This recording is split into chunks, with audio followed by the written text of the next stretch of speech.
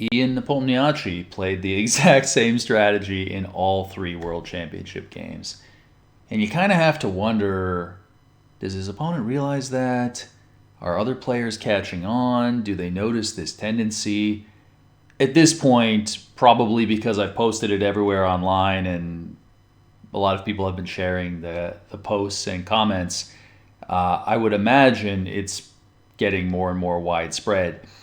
But there appears to be a strategic idea which seemingly nobody teaches. And the way I think about it is consider advancing your majorities in passed pawns. I'll make a later video on pawn majorities and discuss them in greater depth.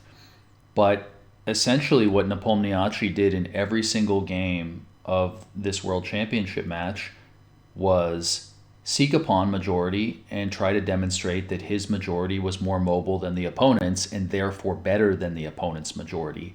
And a lot of those positions will be given 0.00 complete equality according to the computer. Let's take a look at game one. And we're going to talk entirely from the perspective of pawn majorities. So I don't want to get too lost in the weeds of the analysis, but I'm going to show it to you so you get what's going on. Okay, e4 is played, e5, knight f3, knight c6, bishop e5, normal Ruy Lopez, a6, bishop a4, knight f6, castles, bishop e7. So the delayed exchange is played, and you might wonder, well, why is he going for this? Why is he going for this? Well, he plays d4. Notice what happens. d4, e takes d4. Now, what we get after this is we will have 4 versus 3, while black will have 4 versus 3 on the queen side. And the point will be to demonstrate that white's majority is more valuable than black's. Now, black does have the bishop pair. The unopposed bishop is the bishop on c8. But one of the things white's going to try to do here is put the bishop on f4 and have it be such a strong bishop that the only way black can really get rid of the bishop is by trading off their own bishop pair. So black castled, white played bishop f4, put the bishop on a good square. Black played knight c5. White wanted to keep the queens on, queen to e3. Now, one thing to think about here is, can you chase away some of the centralized pieces? And the most natural way to do that is knight e6, hitting the bishop, boom, bishop c5, slapping the queen away, queen e2, and then we can just play a move like rook e8 or queen f6. And black's actually doing totally fine here. And one point here is white's very far away from ever playing f4. Notice we're even pinned right here. So white is very, very unlikely to be able to push the majority at any point. So this would have been a nice, clean, simple way to equalize. Bishop g4 was played. One of the problems with that is that the bishop can be chased away. The knight on c5 can be challenged by knight to b3. So it wasn't such a perfect move, but I'll show the rest of the game, and we're going to talk about it in the context of pawn majorities. Essentially, like I said, Nepomniachtchi wants to demonstrate that his 4 pawns here are more valuable than black's 3 on the king side. Whereas, on the other side of the board, those 4 pawns aren't really going anywhere. Now, it might be worthwhile to look for a way to advance them. Maybe there'll be some way to play b5, a5, a4. Even if it's just to gain space and keep the opponent kind of distracted over there, it may still be useful. And like I said, consider advancing your majorities. So there is the majority there. Can we do something about it? I put in a couple lines here. I mean, one thing that could be played here, and this also just shows you the level of risk. Let's say h3, rook a d8. I can go knight b3, take, take. I have a double attack here. I'm hitting the bishop and I'm hitting the b7 pawn. Now, there is a pawn sacrifice here, and so it is a little bit risky because black will get an active rook.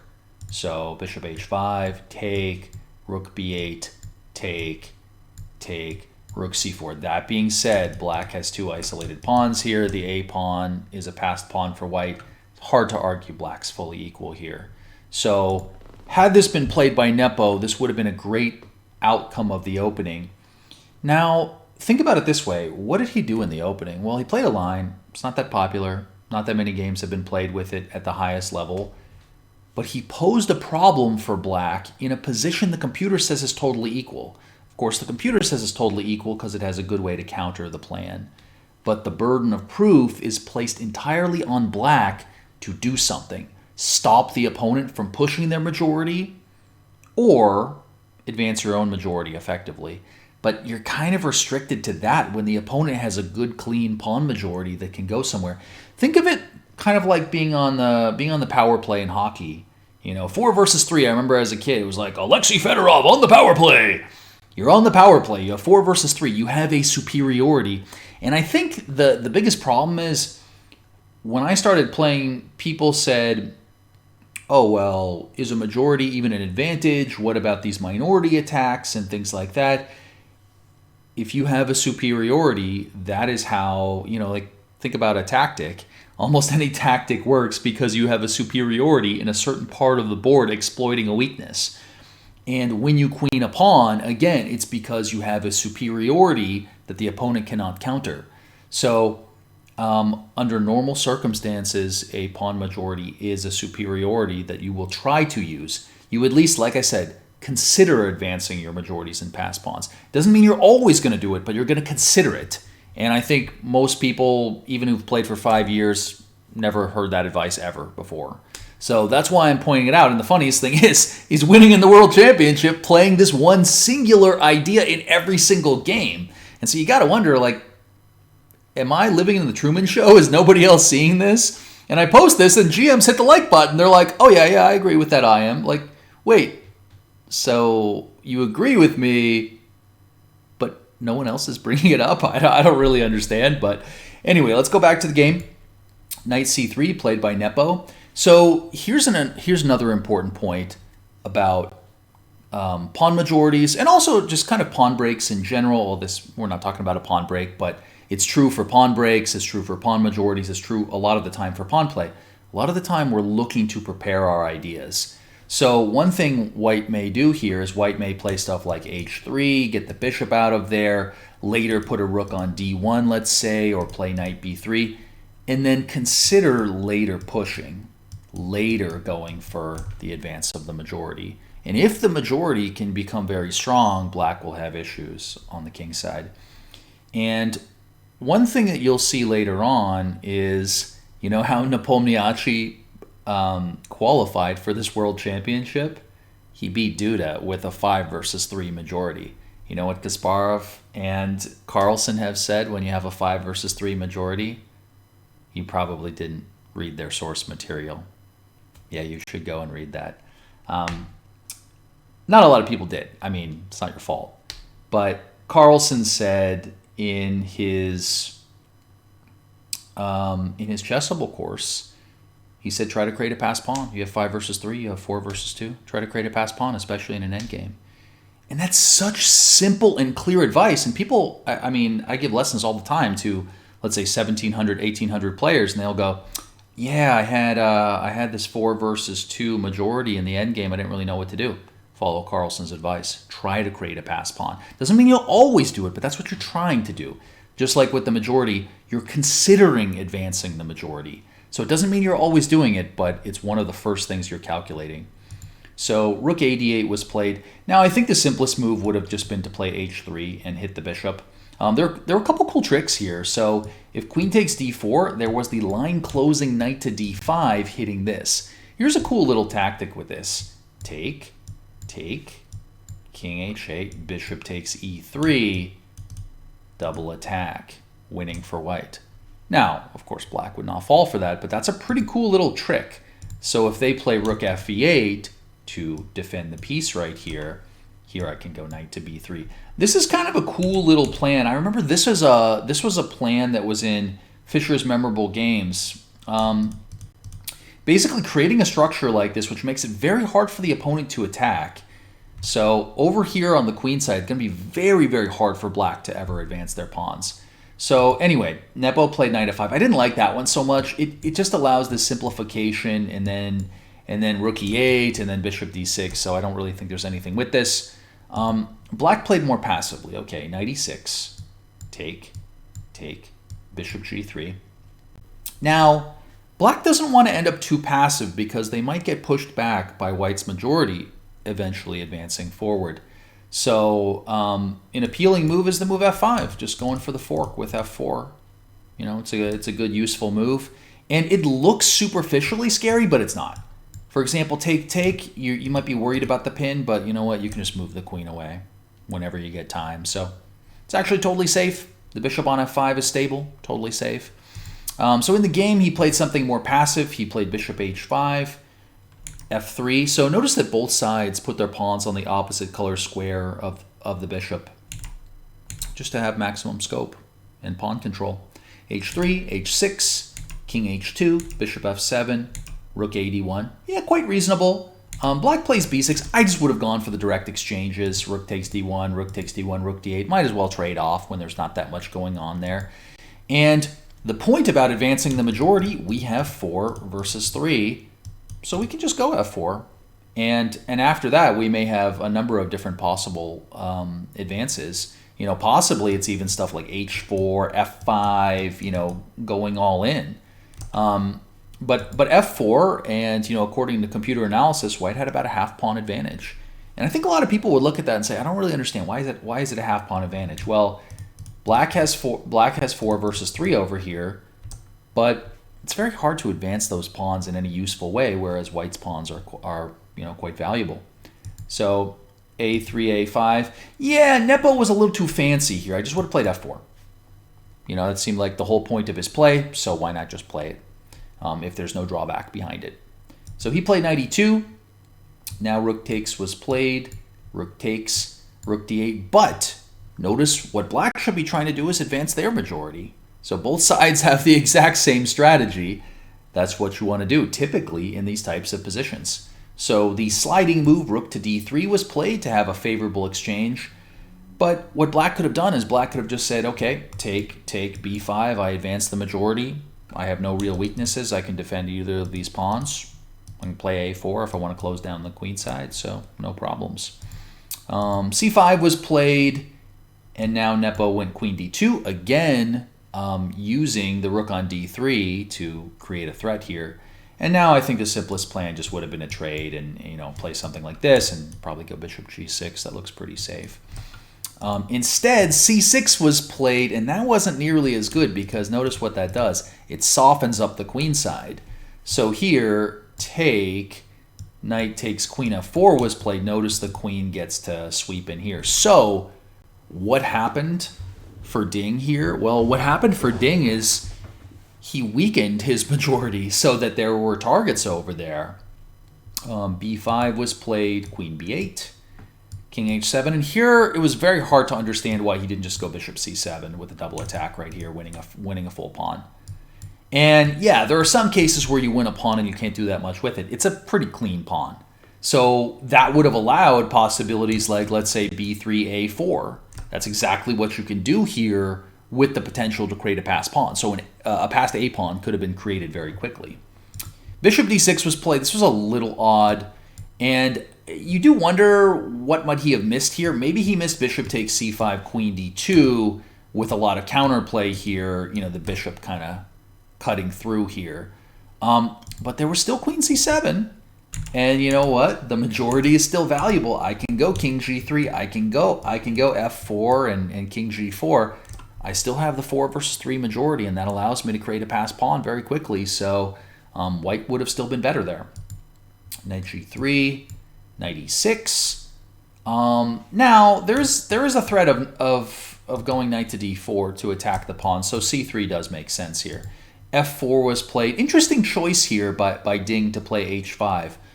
That wasn't really one of my candidate moves. I probably just would have played this to go after c2, take. He plays h5, c3, c4. Yeah, now it kind of looked perfect to play bishop h5. Because now the bishop's quite effective. He plays c4, h4, queen d8. So basically, Ding just wanted to trade queens here. Probably the best now just would have been take f5, and you know later I can potentially use one of these squares, maybe play e5. But yeah, White definitely has a space advantage here. Queen b7 was played, hitting the bishop. Knight f5. And now Ding just wanted to trade queens. But notice how even late into the game, the majority was relevant. White does have the potential to create a passed pawn here. It just wasn't dangerous. So e5 was played, king g3, bishop c7, but this is not really dangerous. So knight c5, nice move, coming in here just to pick off the b2 pawn. Take, king f7, restricting the e pawn here so it can't go anywhere, knight d3, take. Now, of course, you better not fall for this fork right here. So bishop d7 is played, and here they had a draw in a few moves. Knight c1, and here they agree to draw. Simplest move is this knight to b3, opposite colored bishops, with no targets to attack, leads to a draw. So interesting opening for Nepo when you look at what he did, and just kind of pause for a moment to look at this position after f4. If you look at this position after f4 right here, you can see this is a pretty good outcome when you look at how straightforward the strategy was. Get a kingside majority, 4 versus 3, safely advance it. Well, the opponent's not really doing anything, and there you're slightly better, and the computer gives this a half pawn advantage even at high depth. So kind of worked out perfectly. All right, let's go to game 2, which was won by Nepo. I was actually going to do this video after game 2, and then funnily enough, Nepo plays the exact same strategy in game 3. So just by coincidence, he did exactly the same thing. So I get to cover an extra game here where he was playing the exact same strategy. So let me flip the board. Let's look at it from Nepo's side of the board. d4, knight f6, c4, e6. Okay, you know, typical play for, let's say, Rogozin or, you know, QGD. h3. Yeah, I don't like this move in principle because in a world championship match, typically what you want to do, let's say you're playing the white side. What do you want to do with your white prep? Well, you want to make your opponent play 20, 25 really precise moves. And if they don't play the correct move on every single move, end up clearly worse. What are we doing in that case? We're putting the burden of proof on the opponent. We're forcing them to prove they know how to equalize. And that was the way that Anand was able to catch Carlsen one time and beat him basically in the opening in a QGD once, in a world championship match.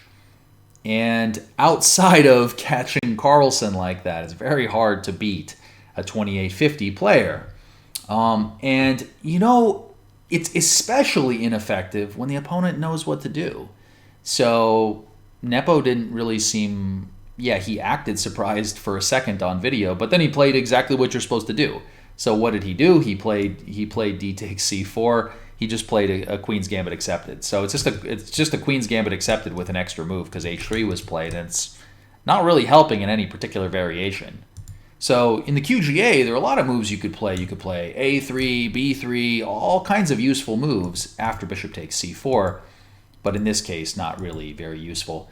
Now, something that's discussed by John Nunn in Secrets of Practical Chess is what happens when you face kind of an unpleasant shock or surprise. You know, what would you like to do in the opening? Well, in this particular case, if Ding knows, hey, I tried to surprise him and the opponent perhaps slightly surprised him back and knew exactly what to do, you may want to bail out to a very safe and comfortable position. So one line I put in here is, hey, he could play d takes c5, a standard move in the Queen's Gambit accepted. Go into this endgame, just kind of look at how solid this position is. b3, bishop b2, knight c3. No weaknesses whatsoever. This is a very, very safe way to play. And I'm quite confident if Ding had played this way and just said, hey, you know what? I'm going to play the advice that John Nunn gave in Secrets of Practical Chess. I'm going to calmly develop here.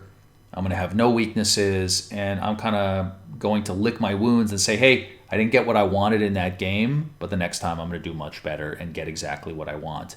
So that's common advice. If the opponent surprises you, you realize you don't have anything, it's okay to bail out.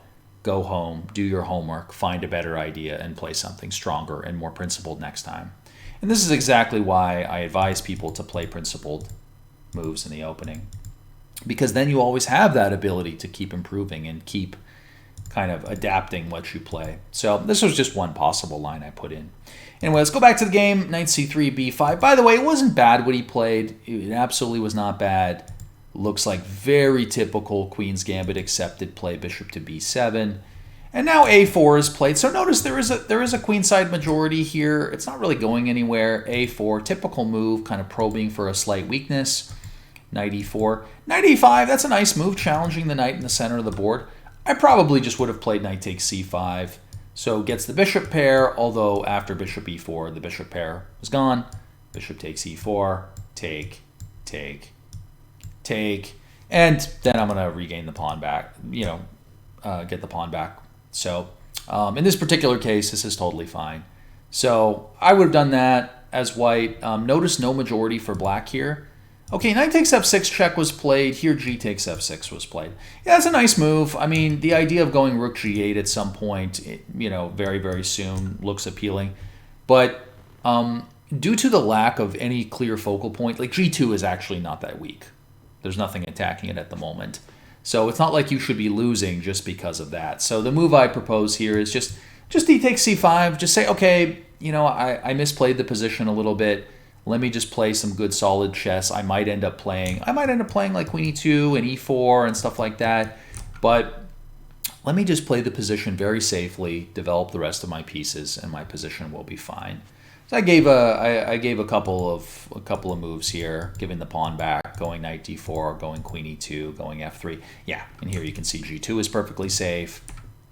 And basically there are no real problems. There are no real problems for white. So perfectly safe. And just like I said, that kind of strategy of, okay, something went wrong with white. Let me try to bail out. Let me try to keep the position safe. Let me minimize my weaknesses, lick my wounds, get out of the game safely with a draw. And that's how you save a ton of points. And if you think about it, I mean, let's say you play someone way higher rated than you, and you do that repeatedly throughout a tournament, like you play 6 people way higher rated than you. If you save all these half points, you're probably going to gain 100 points in a single tournament. So being able to save bad positions or positions where the trend is going badly for you will bring you a ton of rating points. So e4 was a bad move. Why was e4 a bad move? Well, now c4 was played. There is a 3 versus 2 majority here. Now, you might say, well, doesn't white have the ideal pawn center? I did a video on the ideal pawn center. Yes, but it cannot advance. That's what the problem is. c4, bishop c2, but what are they going to do with these pawns? Because if you play d5, you're just going to lose a pawn. If you play e5, you're just opening up the bishop here. So what happens here is you have an ideal pawn center that just can't go anywhere. So the only question for black is black going to have the opportunity to push these pawns later? Notice how these pawns are restricting white's bishops. They can't really do that much. In my analysis, I put in queen b6. That's a nice move. Let's say this, and then queenside castle. This looks pretty nice. As you can see, white is very passive over here. So once again, hard to argue that black is not better here. So that was probably the simplest plan. Queen c7 was played. But like I said, notice how the burden of proof was put entirely on white. Well, what do you do here? You have this ideal pawn center, can't advance it. Black has this queenside majority. b4 is safe, defended by the f8 bishop. c4 is safe. The knight on a5 is blocking everything out. Blocking everything out. There's no a5. So rook g8 was played. Okay, improving the worst place piece. Rook c1, queenside castle. So basically what happened here is, looked like Ding had no idea what to do. How did he end up in a position with no idea what to do? Well, black had a strong queenside majority and white had a central majority that couldn't go anywhere. So that was the fundamental problem. It was the exact strategy Ian Nepomniachtchi played for in the first game. So you do have to wonder, how aware are people of this? I mean, one thing that I would say is that a lot of the time people get so focused in concrete calculations. He goes here, I go here. These concrete calculations, that they forget about very general things that are happening in the position that might even be somewhat obvious. Like this little observation I made, I saw, 15 other posts and videos about the match so far, and nobody mentioned, hey, he's playing the exact same strategy in every single game and he's leading the world championship. Maybe we should note what that strategy is and make it an actionable idea. Now, that is something that I routinely teach. I talk all the time about consider advancing your majorities in passed pawns. I pay very close attention to whenever there are majorities, and anytime I have a pawn majority, I'm thinking about advancing it. And like I said, a lot of the time you can't advance it right away, but you're pretty much always considering, how can I prepare to advance it? How can I think about getting it in motion? So the idea I proposed here is white should go queen e1, targeting b4. If black plays f5, hitting the e4 pawn, I play king h1 just to be out of the way. And then I was thinking, how about I just go queen e2 after this? So queen e2, yes, in this particular line that I was looking at, I am actually losing a pawn. Now, on the bright side, though, let's say take, bishop takes. Well, I am weakening their king quite a bit in this case, if I can get something like this. So I would be down a pawn, but with a ton of compensation. Notice both of my rooks are on half-open files. The king is a bit exposed. So this kind of idea I thought was the best possible chance for white. But it's very hard to be patient like this. You know, what are these moves? These are one square moves. Queen e1, king h1, extremely patient, extremely calm. He tried bishop to d3, but this didn't challenge the majority at all. What did he do? He just moved out of the way. King b8, typical move, improving the king. Now what would I have done? I would have tried king h1 again, just to be off the line of fire on the g file. You can later maybe go rook g1 to help defend g2. Could be a focal point under fire. And here's the other thing. Well, you probably want the queen on e1 and the rook on g1 just for safety. Isn't that really passive? Yes, it is. But sometimes you have to resort to passivity and put the burden of proof on the opponent. Make the opponent prove that they actually have something. So I put in some moves in my analysis here, but yeah, as you can see, this 3 versus 2 majority quite useful, and at some point in the near future, black can create a pass pawn, whereas white's majority is not going anywhere. So anyway, rook e1 was played. This is not looking good. F5, he goes bishop c2. What does this do? He just admits he wasted two full tempi in a critical position, you know, when his opponent is creating threats. So he wasted 2 full tempi in a pretty sharp position with opposite side castling. That's very bad strategy. And here you can understand how somebody lost a world championship match game resigning on move 29. So knight c6 was played. Again, what would I do here? I probably would just move the king out of the way to try to avoid some of the danger here. But let's just say bishop g7, putting pressure on the pawn. I mean, you got problems here. Maybe d5 as a pawn sack, but what does this do? Well, now it's 4 versus 2. That's a big problem too. You know, I was trying to weaken f5 and weaken the structure a little bit here, but like, let's say I get something like this in c3. Here you can see the majority roams through. We see the Carlsen advice, 4 versus 2, try to create a pass pawn as quickly as possible. A lot of the time you'll find, hey, you know what? I can follow Carlsen's advice and do it right away. So pretty straightforward, and black is winning. He tried bishop g5. Now here's where you have to be careful, and this is why understanding the majority is so important. I read some comment, it was kind of like, oh yeah, black just crushed him on the king side. Black did not crush him on the king side. Black won because of the queen side majority, just rolled through. You know, kind of like the itsy bitsy spider, like roll your pawn gently down the stream. You know, roll your majority gently to the queening square. That's exactly what happened here. So what did he do? Sack the exchange. Rook takes g5. Boom, boom, boom. Take. Well, now the center is going to collapse. The center is going to collapse very soon. Queen h5. Okay, not a bad move. I mean, maybe he should have just tried to take the pawn just for the sake of it. I mean, he could go bishop c5, then he has queen f4. This looks very, very scary with all the pressure over here. For example, take in queen f4. I mean, we're probably talking about a decisive position for black. I put in a couple more moves of this line. Yeah, queen e5 and big problems here. Knight g4, queen to d6 with the double attack against the queen and the knight. He tried knight f3, and this just shows you the extreme power of the bishop pair and the majority here. So what's the pawn count? 2, 4, 6, 7, 2, 4, 5. So he has 2 pawns for the exchange, and he has the bishop pair. So he actually does have a slight material advantage. And here, I was thinking rook c8 is a good move, just to push the pawn. He didn't need it.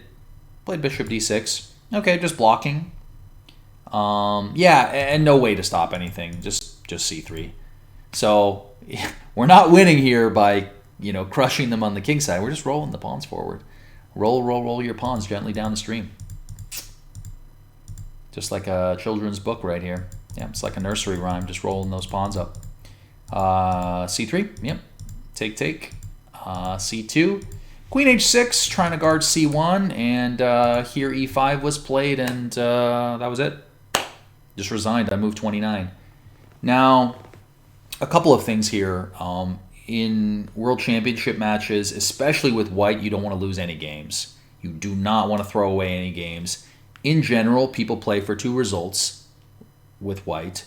They want to get a small advantage, squeeze the opponent, leave them in an awkward position.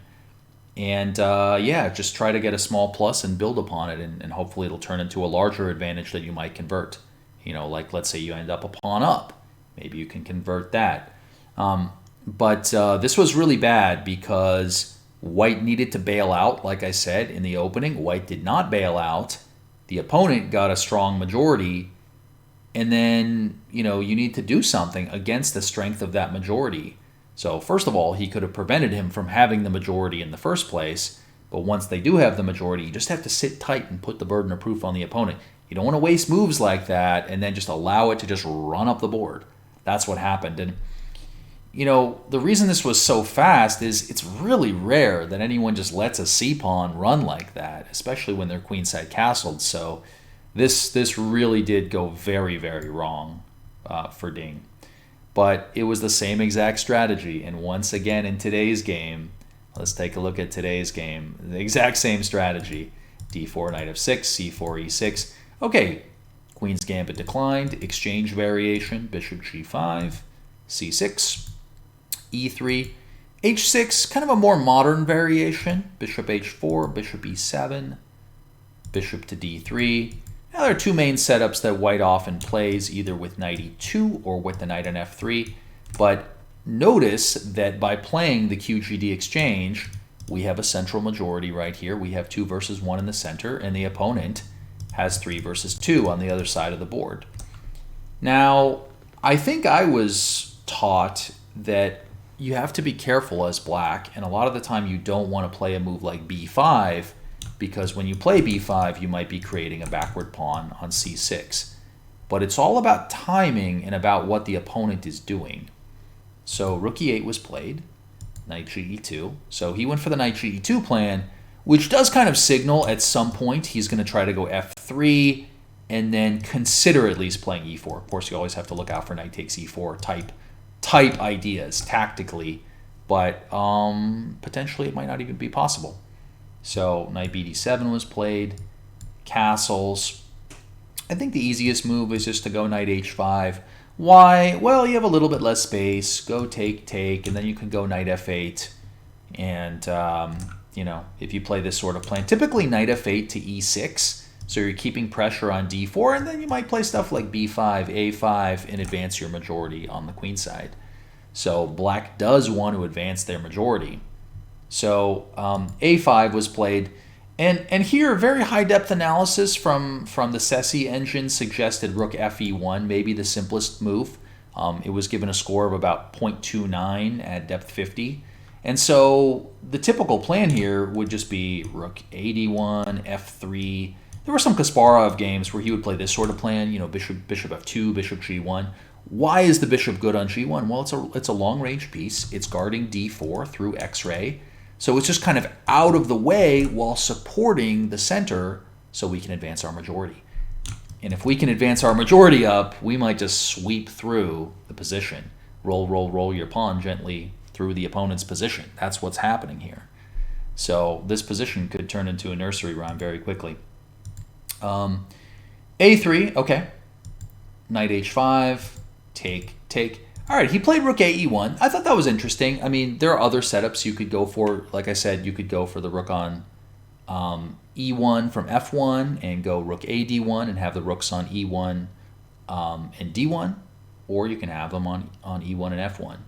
So he went for this setup. Now, knight f8 was played, and the most annoying move is a move like knight a4. Notice what this does. Well, it keeps an eye on b6, it keeps an eye on c5. It's a little bit hard to figure out what to do as black here. Just kind of sitting here, waiting, hoping to find some sort of plan while you're restricted all the way through.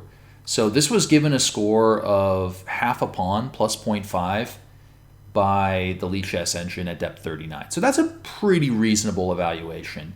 That score seems a little bit high to me. Half a pawn is quite a lot, but white is still better here. White is better here. So what does that mean? It means that white transparently played for a majority in his first white game and his second white game and got a half pawn edge in both games. In a world championship match, it shouldn't be that hard, especially with supercomputers helping you, like $1 million computer helping you prepare, to be able to neutralize whatever the opponent plays if you're playing a good opening, and by move 15 have a 0.1 position at worst, according to just about any engine. So the opening didn't go how it was supposed to go for Ding. Now, knight c1 was kind of passive. So knight f6, all right, just improving the piece that was, kind of wayward. f3. All right, so white kind of hints that e4 is coming up. Knight e6. Now, this shows one of the differences between the rooks being on other squares, the rooks being on d1 and e1. If the rooks are on d1 and e1, here we have better support for that pawn. Now, I still think rook d1 would have been the best idea to go for that setup anyway. And sometimes queen f2 is played to support the pawn and then push. Sometimes even h3 is thrown in. But black, the only good way I could see to equalize for black is rushing their own majority up to do this. And then go bishop a6. So that was about the only idea I could find for black, but you never know. Black may end up passive and not play that. So he just brought the knight back. He played knight 1 e2, basically admitting he made a mistake going knight c1 and knight 1 e2. Now, what should black do? Black should play the typical Carlsen-esque plan that he played a lot in Banter Blitz videos that he played on Chess24, play b5. That's kind of a typical move here. And oftentimes you'll go b4 and challenge the unstable knight right here. So for example, knight a2, bishop d7, and then I can go c5. And here the queenside majority is pretty good. Now, in this case, there's no majority. There's a backward pawn versus an isolated pawn, and they kind of balance each other out. So c5 was played here. Here the Lichess engine gave the move queen d2 as a plus 0.3 advantage for white. Why is that? Well, if they take on d4, both sides have isolated pawns if they potentially take here, but black's isolated d5 pawn is slightly weaker than the d4 pawn, plus the bishop on d8, or bishop on c8, sorry, is weaker than the bishop on d3. The bishop on d3 is a good bishop. The bishop on c8 is passive where it is, and a slightly bad bishop. I mean, it's not super restricted, but it is clearly worse than the bishop on d3. So I can understand why it says plus 0.3 and white is slightly better right here. And that was even after going knight c1 and knight 1 e2, wasting 2 full moves, just like Ding did in the previous game. All right, so this was misplayed. Bishop e5, rook d8, take, queen d2, bishop d7. Good move, just hoping to exchange off. I think white should have played knight to d4 here, allowing the passive exchange on b5. He took, well, what did this do? This actually just chased the knight over. This just chased the knight over to the queen side to help out Ding. So that didn't help. Knight d4, knight b6, yeah. Now Ding is the one with pressure, if there's any pressure. Yeah, and he could try a waiting move if he wants to. He tried this, rook ac8. Nice play by Nepomniachtchi to just remain solid. And again, sometimes things don't go exactly how you want them to go. You just put the burden of proof on the opponent. What is rook fe1? Improving his worst placed piece. I looked at a couple different moves, but the position, honestly, the position's actually pretty safe. Let's say I go here. Yeah, this position's actually pretty safe with the pressure on d5. So he played queen f6, knight b5, kind of restricting everything over here. Everything's actually safe. Funny looking knights, but here's the thing.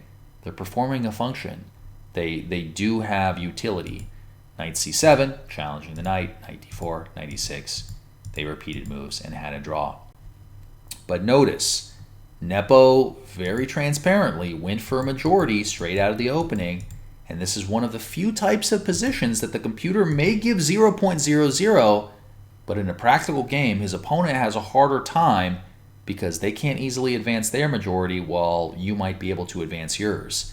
So they're essentially sitting back, always reacting and having to find a lot of precise moves to counter your plan. So typically, you would only call yourself fully equal if you've actually responded to all of the opponent's threats and problems that they're provoking.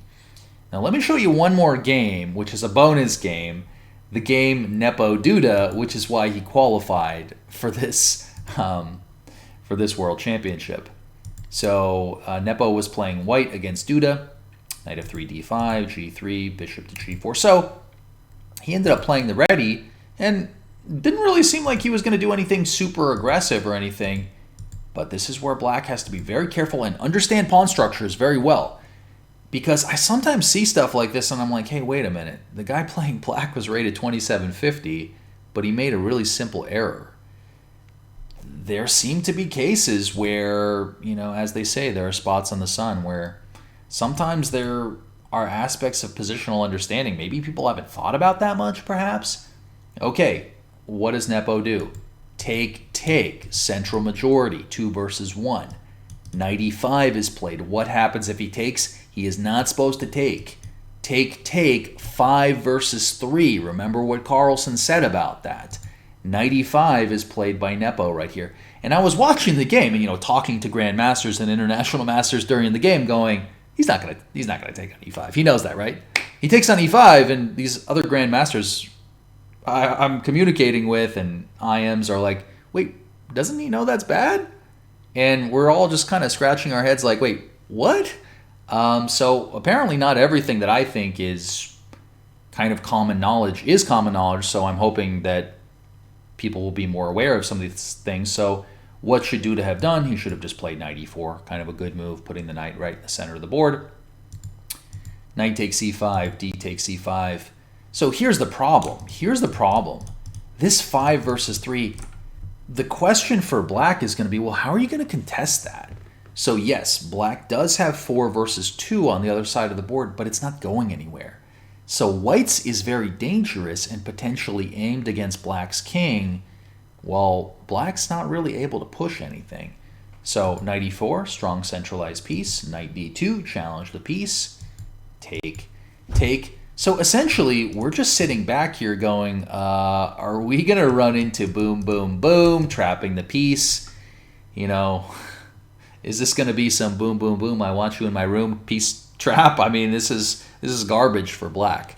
And sometimes you don't even need to calculate anything. You just look at the position and you go, well, 5 versus 3. The pawns are coming forward. Unstable bishop on h5. This is why the language is so important. What's an unstable piece? Piece that can be easily pushed away almost always by something of lesser value from its current position. So that bishop's unstable, the majority's rolling. Now, is the majority just going to win the game easily? No, but black has to react very, very carefully. So bishop c5 was played. And again, I'm not going to comment so much on the moves. Black definitely could have played better, but I'm just going to illustrate what Nepo did to win this game. Rook c1 hitting the bishop with tempo. King h2. I think king h1 actually would have been better to be kind of out of the way, because then this is never coming in with check. You never have to worry about that. But yeah, basically with king h1, we're going boom, boom, boom. We have a threat to trap the piece. So that's the other problem with king h1. So anyway, king h2 was played. Castles, g4, f4. So it actually doesn't even matter well, of course I'm threatening f5 to win the piece, so he has to play h6 super passive. So what does Nepo do? All right, boom, boom, push the majority. See how straightforward this strategy is? I mean, it couldn't be much more straightforward, just like I said. So he played the exact same plan in all 3 games of the World Championship match. And he qualified for the World Championship match doing the exact same thing with his opponent, who mysteriously didn't seem to sense the danger. I mean, okay, to give him the benefit of the doubt, maybe he miscalculated somewhere, maybe he didn't see something right, but the most likely scenario is he just didn't realize how dangerous this is. This is 5 versus 3. This can roll. Boom, boom, boom. We're going G5. We're pushing the majority. You're in a lot of danger here. H4, rook A8, G5. Now, I think the best thing he could have done is just gone king H8. Why king H8? Well, you don't want to open up the H file. You open up the H file, you will be in big trouble. So H takes was played. Well, with the H file open, there's a lot of potential danger down that H file. So that was very bad. Bishop B4 was played. Take. Well, now after this is played, we play F5. What are we looking at? We're looking at 4 versus 2. So I think all of this related to just simply straightforwardly advancing majorities is generally not understood by most chess players below 2,000. And even this player rated 2750 either seriously neglected it or just didn't realize it. But it was quite obvious Nepo did. So Nepo knows something that a lot of people don't, and I'm explaining what it is. So queen takes b2 was played, now e6. Okay, he just wants to go g6 and trap the piece. Take g6. Now this wasn't the cleanest way to play. For example, rook b1 was a possibility for a bunch of different moves to win b7. This probably could have been done more effectively. But it was good enough. Take, I probably would have taken with the king. Rook b1. Yeah, and I think the best defensive strategy here, I put in one line. Take. Now, in this case, black has 2 pawns for the piece. There are some chances of saving the game here. But queen f6 was played. Take. Nice little move. Trying to decoy for the mate on g7. Check. King g1. No checks, no danger here. Rook takes a2, rook bf7. Looks very strong. Bishop f1. Rook g5. Look at all the pressure against the g7 focal point.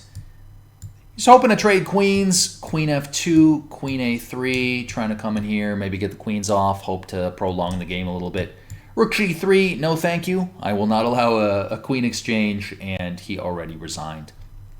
Now, what's really interesting about this is basically what Nepo did in these games was obtain a straightforward, clean majority and just try to push it. First game, try to play f4. Now, he didn't actually get it in motion, but Ding didn't respond well to it and ended up worse, despite the computer saying no advantage, but there was a practical human advantage there. In the second game, Nepo got the queenside majority, played a bunch of preparatory moves, and just rolled right through. Rolled right through his opponent's position, won the game. And yeah, the game that was played today, what did Nepo do? He played the QGD exchange. He tried to advance in the center. He didn't find exactly the right way to do it, but had it been done more effectively, very, very likely white would have been better. So the exact same strategy was effective in all 3 of those games. And I don't think people watching the game really realize that. Why is that? Well, they follow the game and they look at the computer, it says 0.00, they just say equal. But they don't understand why. It's equal because black finds a lot of accurate moves to contest and challenge the advance of the majority. So that's the part that's crucial. The burden of proof is on the side countering a majority just running right up the board. You know, just like Mario, just running right through. So you have to actually stop that from happening. So that's just one of the key parts of chess defense, is you have to figure out how do you counter very strong majorities advancing up the board. Computer might say 0.00. If you're playing a strong player and they're just rolling a majority up the board, you're probably going to get smoked. So you actually have to really understand this, because the computer is going to say you're equal, but that's where the difficulty level of the position matters so much. There's some positions the computer says it's equal, the difficulty level on a scale from 1 to 10 is a 1. They're super easy to play. But then there are other cases where the computer says you're equal and the difficulty of your position to play might be an 8 or a 9. You might have a really hard position to play, so don't blindly interpret a computer evaluation as, oh, I'm easily equal. One IM I know likes to call it being, one idea away from equalizing, or the burden of proof is on you to solve a problem. You're only fully equal when you've solved all your problems. And typically that's getting all your pieces out safely, having no threats on any part of the board. But when there's that majority that's rolling up the board, that is a threat. So you have to have some plan against that. And, some people might say, oh, well, did this strategy really work for Nepo? Yes. In the first game, half pawn advantage, playing a pretty simple plan without any tactics justifying it. In game 2, it won the game. Ding didn't find any plan. In game 3, had it been played more effectively, had knight a4 been played, half pawn advantage. Again, in a world championship match, to get a half pawn advantage with the current tools we have with supercomputers, that shouldn't happen, to be honest. Typically what should happen is the opponent equalizes in the opening and you outplay them later. That's what should happen when you have, $1 million of opening preparation backing your play. You shouldn't be a half pawn worse in 15 moves. That's terrible opening preparation any way you cut it. That shouldn't even happen at IM level, to be honest, if it's a competent IM preparing well. So first game, half pawn edge roughly from the opening. Second game, he won the game entirely on his c-pawn. His 3 versus 2 rolled up the board and he won the game. Third game, half pawn advantage, and he prepared. He used a prepared idea in the candidates that qualified for this world championship with essentially the exact same idea, getting a 5 versus 3 majority, and just straightforwardly pushing it with no complex ideas and no tactics. It's just aim for a clean majority and try to push it. And you'll be surprised, but very few people actually consciously ever even play this strategy or have even heard of it. So hopefully I've informed you about, some aspect of high-level chess, which most people don't really know how to verbalize or put into clear terms. But yeah, when there's a 4 versus 3 majority, if you can cleanly advance it without harming anything in your position or creating any weaknesses, you would like to do so. And Nepo didn't do it in the first game and didn't actually succeed in the third game, but the opening idea worked. And we're seeing a side of high-level opening prep that's very, very important.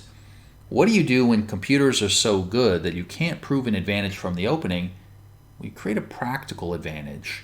You put the burden of proof on the opponent to find a plan that counters your idea, and at the board they might not find it, even if the computer said they were equal in their home preparation. So we will see if Nepo keeps playing the same plan, the same idea of seeking a more mobile majority than the opponent has, which worked in all 3 of the World Championship games and in the candidates when he qualified. So is he going to keep doing this endlessly? I think he will.